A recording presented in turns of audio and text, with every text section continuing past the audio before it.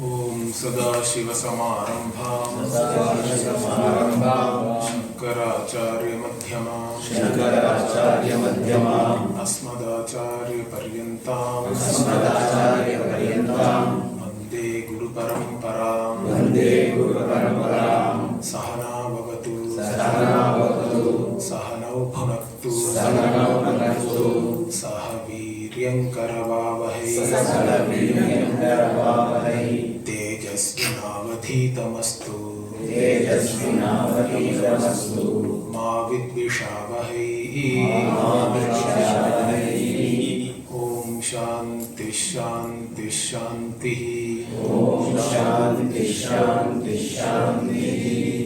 Adhyatmikan yogan Anutishtet Nyaya Samhitan Anaischarikan.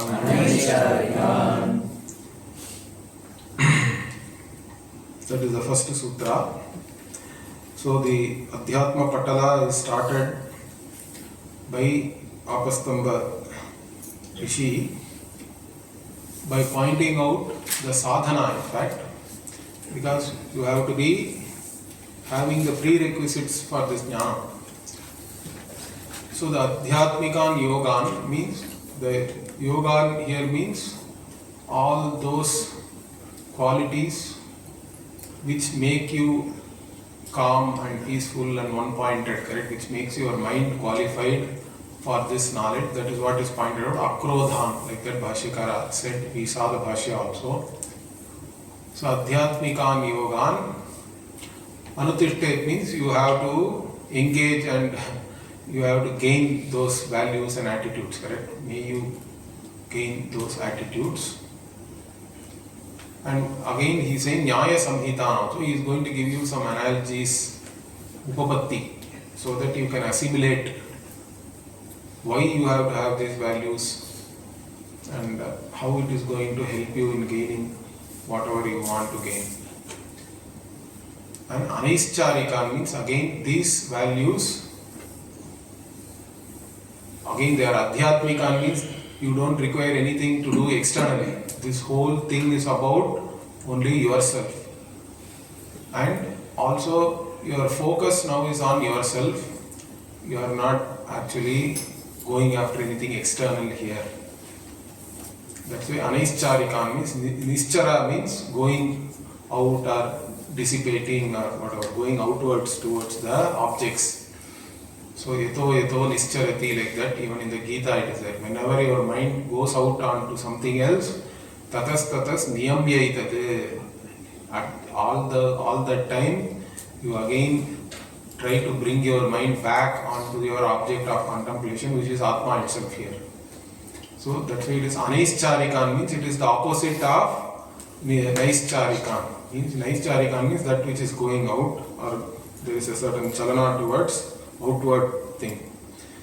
Then the next thing is, why all these things, why do I have to gain all these qualifications and prerequisites unless it is for something which is very valuable, correct? So the next sutra is what? Atma labhat na param vidyate. So all this, whatever yoga sadhana you are doing, it is for gaining yourself. And there is nothing greater than that. That is what is said here. So that is because even the Upanishad also, Bhashyakara quotes here, the Brihadaranyaka Upanishad, that there is nothing greater than this Atma. Otherwise, generally people want Putra, Vitta, like that, and different lokas and all people want to go. But there is nothing greater than this Atma. So that's why you have to pursue this. Then how do I then know this Atma Labhat Param? It is nothing else is there bigger than this Atma. Then how do I gain this Atma? This Atma Jnana means Tatra Atma Labhiyan Shlokan Udaharishyamaha. Udaharishyamaha. So Tatra Atma Labhiyan Shlokan Udaharishyamaha. This is is the third sutra. This also we saw that now the Acharya is saying, I will give you all the details about this Atma. From where? Of course from different Upanishads only, correct? Taken from different Upanishads. I will bring everything here and tell you what is the nature of this Atma so that you can know that. Okay. Having said all that, now we are going to the fourth sutra. This is where we were, correct? We had seen up to the third sutra before. Poof praninaha sarva eva guhashayasya ahanyamanasya vikalmashasya achalam chalaniketanam ye anutishtanti te amritaha.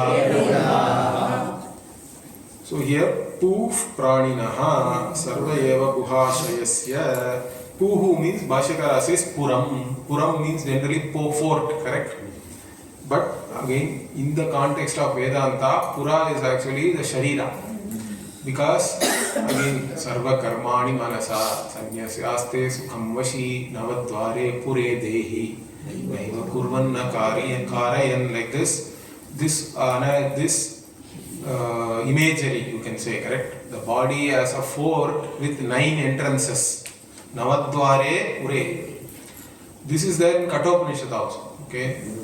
So this kind of an imagery is used so that the Atma which is there within this body, the Dehi, is like the Raja in the fort. Okay? That is the kind of imagery. So Bhashyakara says Puhu here means Puram, Shariram. Then Praninaha means those who are beings, correct? Living beings. Means here Praninaha refers to all the beings, starting from Brahma up to a grass or whatever, single-celled amoeba. Everything is included. Okay? Brahma. So general usage in Sanskritam is Brahmadi Stamba Pariyantani. Like that is the phrase which is used. Brahmadi Stamba Pariyantani means starting from Brahmaji or Hiranyagarbha up to the grass. Okay? All kinds of life forms. Okay? And why the body is said as Pura? So Bhashyakara explains that, like even in a fort there is a Raja, correct? And then Raja is having different ministers and other government servants and all serving him. In fact, technically speaking, Raja doesn't do anything. He is sitting with the scepter. Everybody is working for him. And even the government servants only go and collect taxes. They bring all the wealth into the treasury. And the Raja is enjoying. Okay, that is the imagery Bhashyakara is giving here. Similarly, okay, this Atma is sitting within the body, and what it is enjoying, whatever the sense organs are all bringing into the Atma. The Atma is the one to which everything becomes evident. It is all coming to the Atma. So that is the imagery here. But whose Pura it is? Whose fort it is? That is the question is there. The fort is there. Normally in a fort, a king is there. Here who is the king? Means Guhashayasya Atmanaha, Bhashyakara says. The Atma here is referred to as Guhashayaha. That is the word used. Now Guha word is used many times in the Shastra to mean the Buddhi only. The Buddhi is called Guha. Okay, it comes in like Brahmavida apnoti param tadesha yukta satyam jnanamanantam brahma yo veda nihitam guhayam nihitam yo veda. Same thing, guhashayaha, guhayam nihitam and all. In the guha, whoever is there, correct? So the guha is your own buddhi, and this Atma is there. In Vedanta Hridyantasthaha also it is used. The one who is there within your Hridaya. The word Hridaya also is used in the meaning of Guha or the Buddhi only. Okay? These are all different words, but the idea is the same, that which is available in your Buddhi. Okay, here one more thing you have to understand is, see, if I just say it is in the Buddhi, why did I say that which is available in the Buddhi? I could have just said whatever is there in the Buddhi. Right? Because Guhayam Nihitam also is there even in the Upanishad. But even there, the point we have to understand is, if I say water is there in the pot, then it is not outside, correct? Obviously. It is there only in the pot. If I say water in the pot, you should not understand this. It is more like space in the pot. Correct? Space is available in the pot. That doesn't mean space is not there outside the pot. In fact, pot itself is there only in the space. It's a clear. Like that, when I say Atma is Guhashaya, it doesn't mean that Atma has been only restricted within the Guha. That's not the point here. The idea is that, but it is available for recognition only in your buddhi, correct? It is manifest in your buddhi initially. Then only it is manifest in everywhere else, including your complete body as the Tvagindriya. So, this Guha is not the Gufa, right? Same thing, the same. Why it is said like that? Because the Gufa or the Guha, which is a cave, correct? Cave is something, somewhere you can hide, correct? You can hide or take refuge. So same thing here, Atma is hiding within your buddhi. It is Atma is there within your buddhi, or it is hiding literally, because your real Swarupa also is covered. That is why it is the same Guha only, it is the cave. It has the meaning of cave only, Guha. But in this context, the Guha is the buddhi. That's what we have to understand. So Atma being within this Guha, it is there like the king, enjoying everything which is coming to it. Okay? So all the Karanas, whatever they bring in, this Atma alone is like Ahara we say, correct? Normally Ahara means we think it is food. But the Ahara can be extended to also every other sense object. It's not just only what goes into your mouth. Whatever is going through your ears, whatever is going through every other sense also is really Ahara only. Whatever comes into you, Ahriyate iti Ahara, correct? Whatever you consume is not just food, correct? It can be anything. Through your eyes also you are consuming so many things. Nowadays only Netflix and all those things you are consuming. Okay. Through your ears. So Upavasa means you control your ahara during Upavasa, correct? Means it should not be only food only. It should be Upavasa means then you are only watching Netflix. No use. So it has to be that Upavasa means Upavasati means you are living near somebody. Living near whom here? Living near Bhagavan basically, correct? Because it is all normally, Ekadashi means it is Vishnu or Shashti and all that. Many people in south are Somavara means Shiva. Whoever is your Ishta Devata, you are supposed to be with that Ishta Devata during that time and reduce all other consumption, including food. Correct? But Ahara they will say, and then for that Upavasa day only the special preparation, Sabudana, Khichdi, and then different types of fruits. Normal day only you won't have all that. But Upavasa day means 2 days before only you start preparing for that. Fruit salad and milk. So you are eating all the time. More than what you eat normal days. Normal days only will be less, I think, correct. So that's not the point. Okay, so if required, don't talk also. You can stop talking and then focus only on your Ishta Devata. That is Upavasa really. That's how it is supposed to be. Switch off your phone also. So all that I'm saying, whatever is practical, you have to do that. Okay. So anyway, here Atma is the one which is taking in everything, correct? Like even the Raja. And so it is taking in all the bhogas through this buddhyadi karana, like that Bhashyakara says. Also, so again he explains why it is called Guhashaya. Already I told because he raised that point. Basically why? Because this Atma is there within this buddhi covered by avidya. Avidya Avaranatma Bhutayam, Bhashyakara says. This Atma is hidden as though, and its real nature is covered. Okay? And then it is sleeping in this cave. of your intellect, as though it's all as though we have to add, okay? That is why it is called Guhashaya. Means it is, this Atma Swarupa is hidden, and then once it is hidden, then Kartaham iti manyate, Ahankara vimudhatma, Ahankara will come, Karta, Bhokta, everything else comes afterwards. But the Avarana is very important. Ajnanena avritam jnanam, tena muhyanti jantavaha, like that Gita also Bhagavan says. So Ajnana has both Avarana and Vikshepa, we say. Unless the Avarana is there, the Vikshepa will not seem to be real to you, correct? That's why I said we have to differentiate between imagination and dream.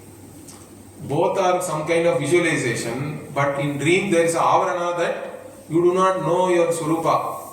Or even as a wake, the waker also is hidden, and Atma as Sarvagata Atma also is hidden, or the real Swarupa of Atma. Then you take yourself to be one of the whatever beings within the dream world. Same thing here, that is why the Atma is called Guhashaya. And that Atma's fort is this body, Tasya Puram. Okay. Then the 9 holes, 9 holes in that correct. Navadware Pure Dehi is there in Gita. Here he doesn't say all that, he just says Puhu, Puram. Puram is mentioned here in this sutra. Puhu, the word means Puram. Okay? So, this Atma,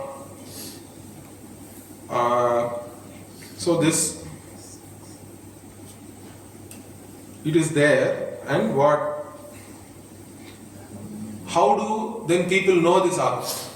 Correct? Those who are Vidwans, those who are Jnanis, who are already there, how did they know this Atma means? Bhashyakara says, first you have to give up all your Yeshanatrayam, it is called, okay, in the Brihadaranyaka Upanishad.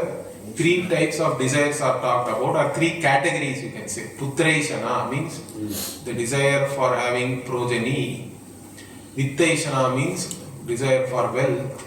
Then Lokaishana means going somewhere. There are different types of experiences you can say, whether here or hereafter. All these 3 Yeshanatrayam Tyaktva you have to give up. Because all these Yeshanas again are only reinforcing your Karta, and that you are a Karta and a Bhokta. Correct? Kartrutvam, Bhoktrutvam are only reinforced, which further reinforces your own limitations and all that you are a wanting person. That is what is samsara. So you have to give up that, and then only this Atma can be gained. Okay? So then how do we gain this Atma? In what way are we gaining this Atma? Means the Atma Swarupa we have to understand. That he is now explaining, correct? What are the next words? Ahanyamanasya is there in the sutra, correct? This Atma which is Guhashaya, but what is its real Swarupa? It is Ahanyaha, means it can never be destroyed or killed. Why this Ahanyamana is given as the first thing? Because the first problem or the basic problem for everybody is I am a mortal. Whatever you may achieve in this world, you think that you are going to die. So the fear of death is basic, or it is common to all the beings. Survival instinct also is there. It is instinctual that I do not want to die. Because you think the body is I, then there is a survival instinct also. But in reality, it is pointing out your immortal nature only. Because you are really immortal, that's why instinctively you are not able to accept your own mortality itself. So, this Ahanyamana is given here. Now, this is the same thing which is coming in the Gita all over, correct? Now in the 2nd chapter you are learning. Everywhere it is there. Dehi nityamavadhyoyam dehe sarvasya bharata. So this Dehi can never be killed, not only in your body. Krishna says in everybody's body, the same Dehi is there, and that Dehi can never be killed. So why are you even worrying about all this Bhishma, Drona and all getting killed? That is the argument there. Or Veda Vinashinam Nityam Enamajam Avyayam Katam Sapurushav Partha Kam Ghatayati Hantikam. So nobody can kill this. It is neither a killer nor can it be killed. Like that, na hanyate hanyamane sharire also is there, next verse, correct? So even though the body may be killed, but the Atma can never be killed. Then further he keeps on saying Achetyo, Yamadahyo, Yamakletyo, Shosho. So all this, even in Gita, the Atma Swarupa is the one which is first shown. And the same thing here also, the Acharya is showing the Atma Swarupa as something which can never be destroyed. It is beyond, in fact it is aprameya, it is not an object for any sense organ or any organs of action. If it can never become an object of any action, it can never be destroyed. That is the idea here. Ahanyamanaha. So, it cannot be, Bhashyakara says, Chedana, Vedana, Jara, Rogadi, Bihi, Hanyamane, Dehe, Na Hanyate. So, the Deha only can be cut, or it can be divided, or it becomes old. Even if you don't cut it and all that, in due course of time, it is getting old, and then what, it will get disease, roga, etc. None of all these things are only for the Deha, it is not for the Atma. Then he quotes Chandogya Shukti also. I quoted a lot of Bhagavad Gita, but Bhashyakara here, na badhena asya hanyata iti Chandogye. So in the Chandogya Upanishad also same thing is said. Okay? So this cannot be killed. This Atma cannot be killed is there from the Chandogya also. And also now another word which the Sutrakara is using, Vikalmashasya. So Kalmasha means what? Kalmasha means Papa, Bhashyakara says. Kalmasha means, generally Kalmasha means some kind of a dirt and all that, correct? So here, but here Bhashyakara gives little bit for Mumukshu.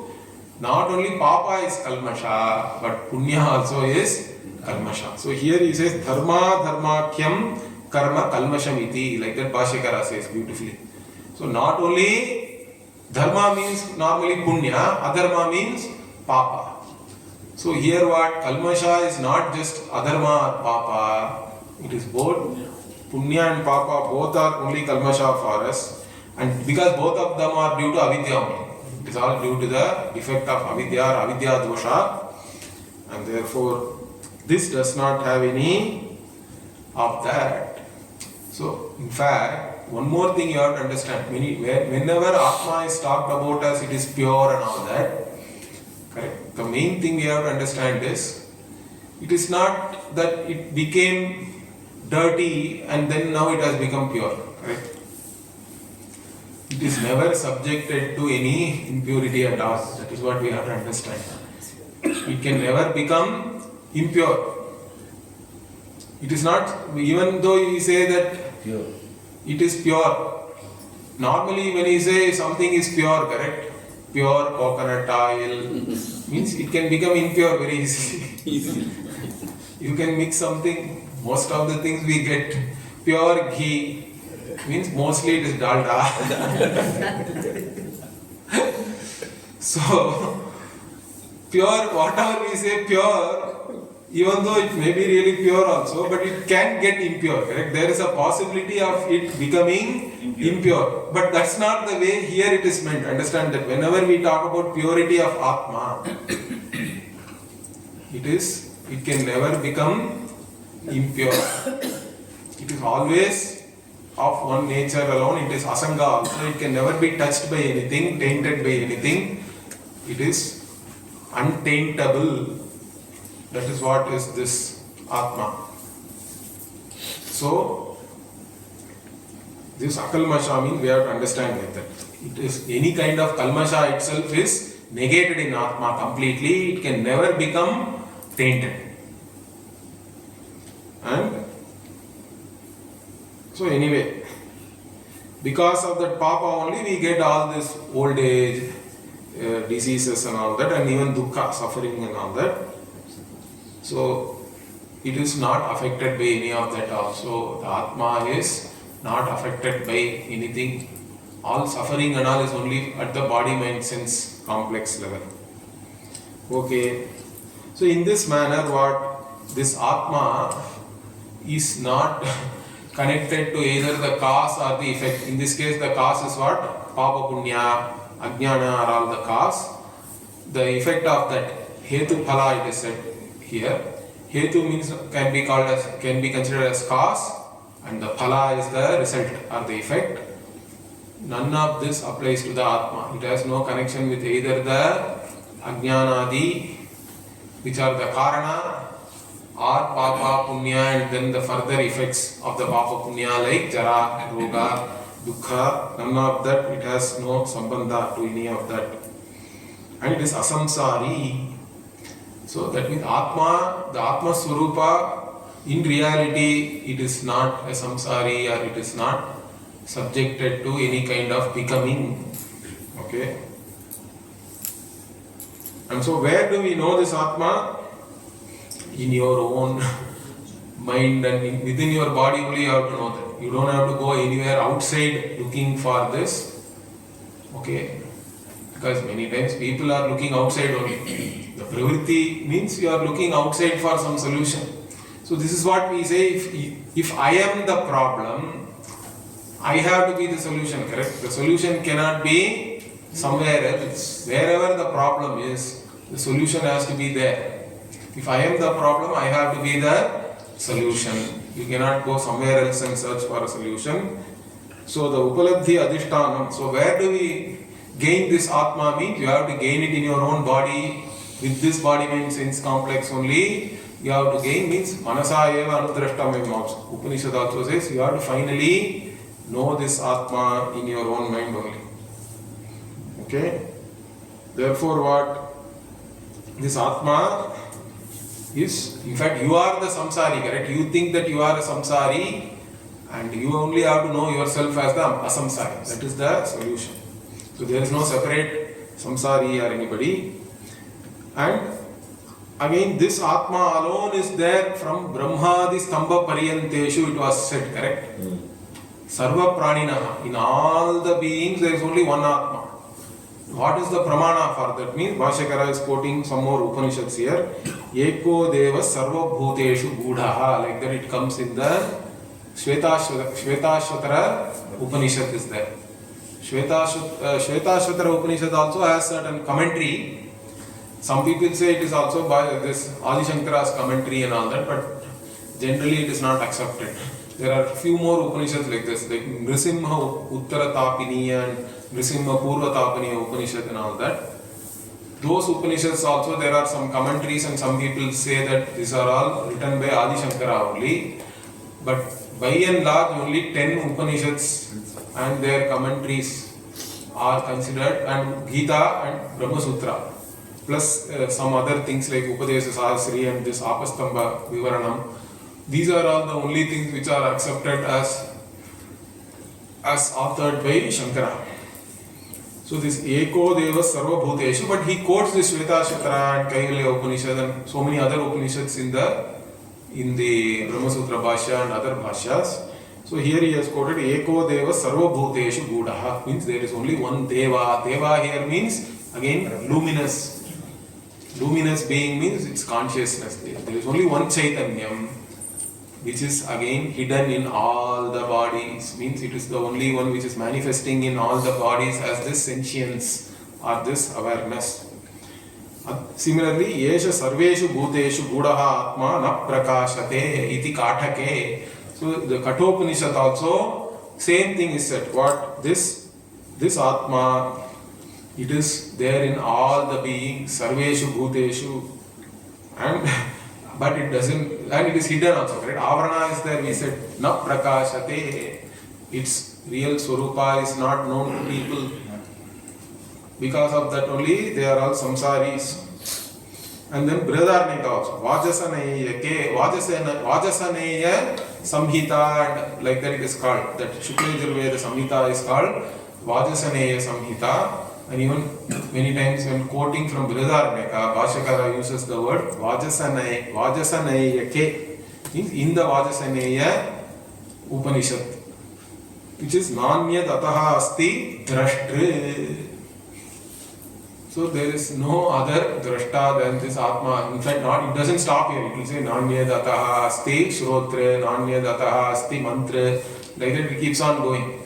That means what? There is no other consciousness to which everything becomes evident. Whatever is becoming evident through any sense organ and any mind, all of that is becoming evident only to this particular Atma. Because of this Atma only, all those things, cognitions are taking place. Therefore, there is no other drashta other than this Atma. And Chandogya, Sa Atma Tattvamasi.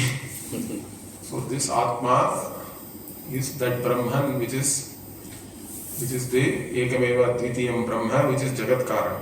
So this is there in Chandogya. Like this, different Upanishads Bhashyakara is quoting only to point out that this Atma is the only thing which is there in all the bodies, correct? That is where in fact the pramana is required for us. So he quotes. So further he says in the first half of the sutra, correct? Purvardhena. So he has said what is this Swarupa of this Brahman. This Brahman is akalmashaha, ahanyamanaha and all that. So it doesn't have, it cannot be destroyed, means basically it is immortal, amritaha, and it cannot be tainted by anything. Means it is always as it is satyam. So all these things has been revealed to us. And then in the next half, okay, the phala is said. If you know such Brahman as your Atma, what is the phala? What is the result of this knowledge? So the Siddham is, one thing is, once you know that you are the Atma, who is Sarvantaratma, correct? Who is the Atma of all the being, Bhashyakara now says, by implication, what does it mean? That you are now become Sarvagataha, correct? You are there, all pervading. Your Atma is the Atma which is pervading all the beings. So, that Sarvantaratma means basically you are all pervading or Sarvagata. You become Sarvagata. That means it is like Akasha. This Atma, sometimes the word Akasha itself is used for Atma also, depending on the context. But it is like Akasha also, because within our understanding, the one which we can understand as all pervasive is Akasha. Space alone we can understand as all pervasive. In fact, he is giving a quotation also for that. Akashavat sarvagatascha nityaha iti cha shrutehe. So, this Atma itself is like Akasha. The Shruti quotation is there for that. So, if something is sarvagata, means it is all pervasive and it is in and through everything, it cannot move anywhere. That's why, in fact, even there is a Pravesha Shruti is there. Tat Srishtva, Tadeva, Nupravishat. Like that in Taittiriya also it is there. This Pravesha Shruti is there in Aitreya Upanishad, it is there in Brihadaranyaka Upanishad. Different in all the Upanishads. Once the Srishti Prakriya is over, the Brahman itself entered into the Srishti. It is there. So even there, one of the arguments is, if Brahman is Sarvagata, how can it really enter anywhere? Yes. It cannot enter anywhere. Like even I said already, if it is in somewhere, means it can be in only if it is not there out. That is the normal thing. Or you can enter somewhere only if you are outside but you are not inside, then you can enter from outside to inside. But if it is already all pervasive everywhere, means how can it enter anywhere? Like this, there is a question is there. That's why Bhashyakara finally says it is not about entry or anything. If somebody has entered somewhere, means what do we say? They are available there, correct? Because if I enter a room, finally what is the meaning of that? I am available in the room. So we have to only take it as Upalabdhisthanam. The entry itself means that it is available there. So if it has entered the Jiva, means this Jiva alone is Brahman, and Brahman is available also in your own buddhi as this Chaitanyam. So anyway, so here the Sarvagata, since it is Sarvagata, it also has to be Achala. It cannot move anywhere, correct? So if you go back to the Sutram, Bhashyakara is beautifully connecting. See, because you are the Atma, Sarvantaratma, then you become Sarvagataha, like Akasha. That means you cannot move anywhere. So Achalam, that is the next word. That is the connection he is giving now. From the previous Purvardha to the Uttarardha, the next half, From the first half to the next half, he is giving connection. The first word in the next half is Achalam. So how did this Achalam come? Because you are the Atma of all the beings. Okay. Because Sarva Praninaha Atma. Therefore you are Achalam. But Chalaniketanam means what? But all activities are anyway happening only in the presence of this Atma. But Atma itself is not. It is Nishkriyaha. It is Achala. It doesn't move anywhere. It cannot move anywhere because it is all pervasive anyway. But all activities are in its presence. Okay, so that Bhashyakara he beautifully connects in this manner. And then he says, so even though it is unmoving in the Prani Guha, in the Buddhi of the different beings, but it is the one where all the activities are taking place because of this. And the one who Anutishtanti means the one who is established in this Atma means what? This is my Atma, which is Sarvantaratma, which is Sarvagata, which does not move really, which cannot be killed. All these things, one who understands. This is my Atma. You have to understand. I am like this, in fact. Correct? Mayyeva sakalam jatam, mai sarvam pratishtitam, mai sarvam layam yati, tad brahmadyaham. Advayam, Asmi, Aham, like that. Kaivalya Upanishad also is there. Everything is born in me, everything is sustained by me, everything resolves into me. That Advayam, Atma is myself. So one who Sakshat Pratipadyante Bhashyakara says, one who understands this clearly, directly perceives this, they become Amritaha. That is the Phala he was talking about, correct? The first half of the sutra revealed the nature of the Atma. The next half again shows the Phala. The Phala is Amritaha again. Amarana Dharmanaha Bhavanti. So you become immortal only by knowing this. Okay, so still, how do I know this Atma? That is the question next, correct? Katham tad anushtanam iti. So how do I know? In fact, here the anushtanam means we have to also understand. Generally, karma anushtanam only we call it as anushtanam. Means engaging in. Normally, anushtanam means you are engaging in something or you are established in something. But in the case of this Atma Jnanam, anushtanam means you have to. That's why Bhashyakara says sakshat pratipadyante, like that he gave the meaning. It means you are understanding it clearly. That's all is the anushtana here.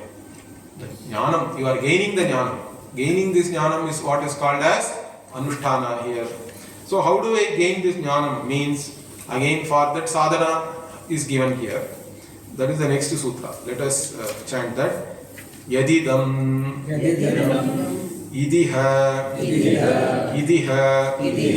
loke vishayamuchyate vidhuya kavihi etad anutishte guhashayam. So here the prayoga is very interesting. Okay, yadidam means this. When I say whatever is there here, means whatever is available to you through your sense perception, correct? Pratyakshataha, whatever is available. Okay, means here you have so many bhogya padarthas are available, including food, etc. All that he says. Okay. Striyannapanadi sambhoga lakshanam means whatever is available here, right here for you to enjoy. Okay. And again here, then idihe diha, like that it is there. Okay, with the sandhi, idihe diha means how do I understand this? It's a very weird combination. So Bhashyakara says it iha, like that we have to break it. It iha. It means kinchit, he says. Okay, so kinchit means yet kinchit, like that if there is a usage means all that is here. That is what is normally meant by yet kinchit, whatever that is there here. Eduvaga irundalum, like that in Tamil, correct? Inge eduvaga irundalum, adu ellathayum artham. Everything including all. Yet kinchit, it is a short form of kinchit. Of course, in Sutra, they try to always use the shortest minimum matra and all that. So, id. So, whatever is there here, all that, okay, it is idiha means. But there is one more idiha. So, Bhashyakara says the next id is coming in the meaning of not kinchidartha, but chartha, he says. Means and. The next id comes in the meaning of and. Again, iha means normally this. But let us say somebody is showing with your hand this also I can show, although it is there, but this and this, if I say, this will be here, this will be Amushmin Loka or whatever, Paraloka, correct? Paraloka also is here indicated as this only. Idiha, okay, and this, okay, this and is one more it, then iha also this, like that. This sutra is saying means what? Basically, whenever we talk about Vairagya, we say iha mutrartha phala bhoga viraga, like that. Whoever has studied Tattva Bodha and all, I hope you remember. And iha means right here whatever bhoga, whatever is available for enjoyment.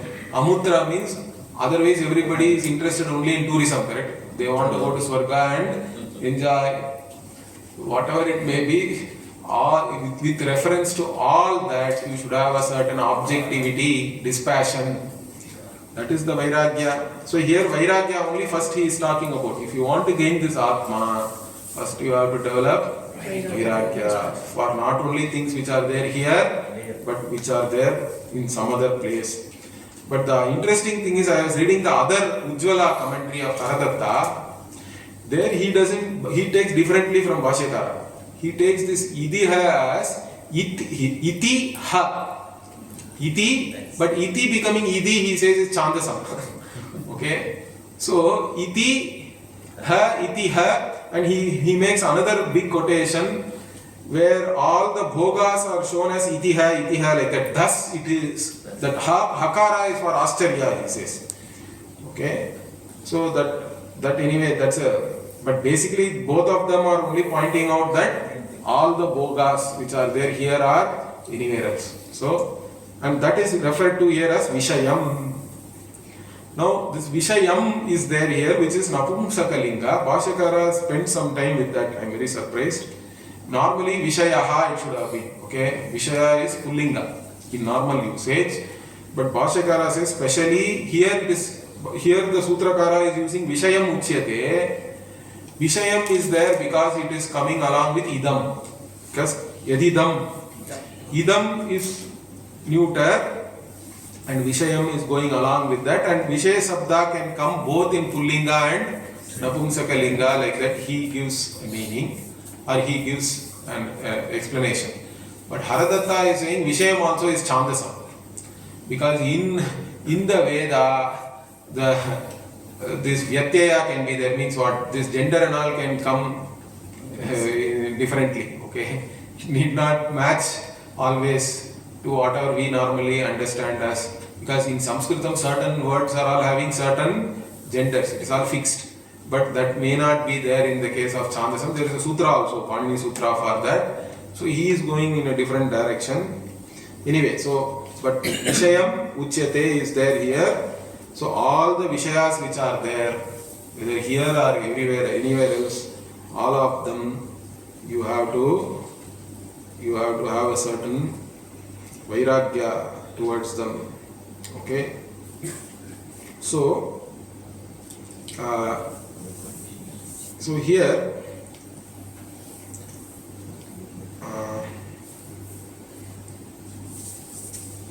now Loke is there also in this.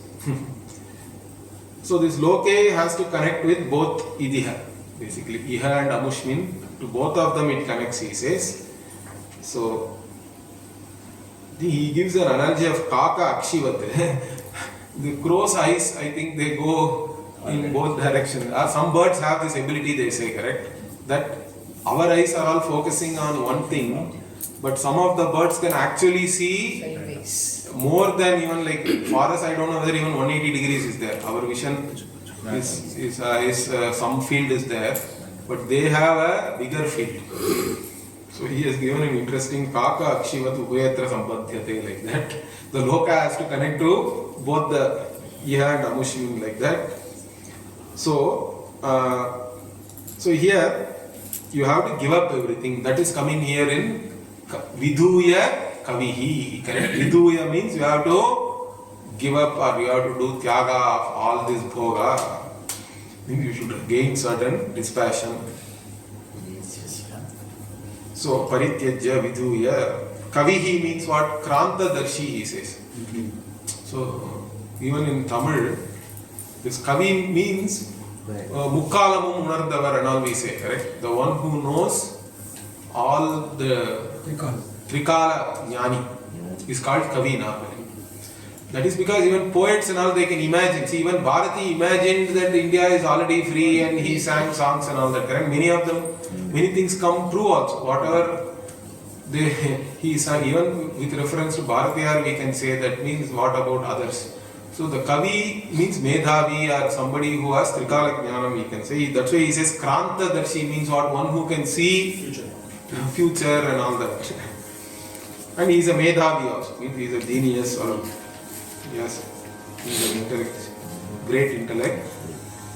And so then Etat Viduya means what? Basically, Yeshanatraya Vithaya, he says. I already told you there are three types of desires or categories of desires: Putraishana, Vittaishana, Lokeshana. Having given up all this, so Viduya Kavihi, this Medhavi, Anutishtet means basically you are again, you are making efforts to gain this Atma Jnanam.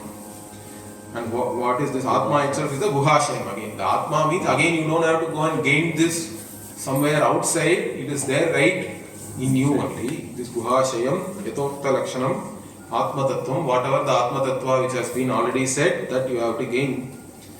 But again it is asked where do we go and gain this Atma Tattvam? It is the connection. Tat Kwa Anushthatavyam Anutishtet, it was said.